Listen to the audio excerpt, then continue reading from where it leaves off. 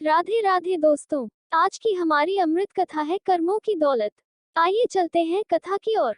एक राजा था जिसने अपने राज्य में क्रूरता से बहुत सी दौलत शाही खजाना इकट्ठा करके आबादी से बाहर जंगल में एक सुनसान जगह पर बनाए तहखाने में खुफिया तौर पर छुपा दिया। खजाने की सिर्फ दो चाबियां थी, एक चाबी राजा के पास और दूसरी उसके उसके खास मंत्री के पास रहती थी। इन दोनों के अलावा किसी को भी उस खुफिया खजाने का राज मालूम नहीं था। एक दिन किसी को बताए बगैर राजा अकेले अपने खजाने को देखने निकल गया।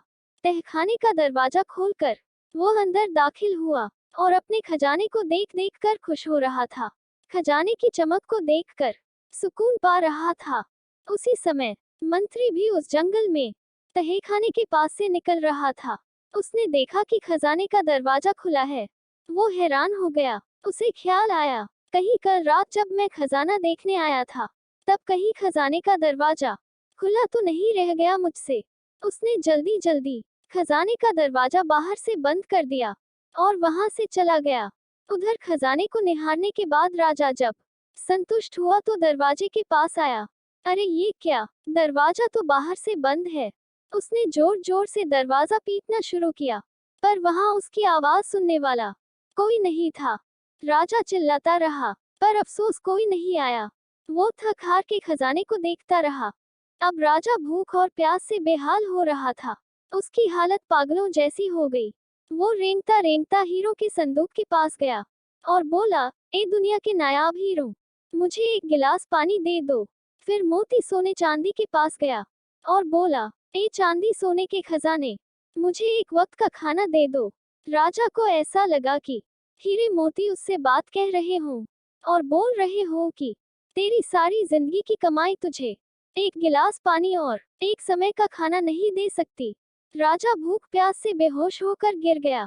जब राजा को होश आया तो सारे मोती हीरे बिखेर के दीवार के पास अपना बिस्तर बनाया और उस पर लेट गया। वो दुनिया को एक पैगाम देना चाहता था, लेकिन उसके पास कागज और कलम नहीं था। राजा ने पत्थर से अपनी उंगली फोड़ी और बहते हुए खून से दीवार पर कुछ लिख दिया। उधर मंत्री और पूरी सेना लापता राजा को ढूंढ रही थी, पर उनको राजा नहीं मिला। कई दिन बाद जब मंत्री राजा के खजाने को देखने आया तो उसने देखा कि राजा हीरे जवाहरात के बिस्तर पर मरा पड़ा है और उसकी लाश को कीड़े मकोड़े खा रहे हैं। राजा ने दीवार पर खून से लिखा हुआ था, ये सारी दौलत एक घूंट पानी और एक निवाला नहीं दे सकी। यही अंतिम सच है। आखिरी समय आपके साथ आपके कर्मों की दौलत जाएगी। चाहे आपने कितने ही हीरे पैसा सोना चांदी इकट्ठा किया हो, सब यही रह जाएगा।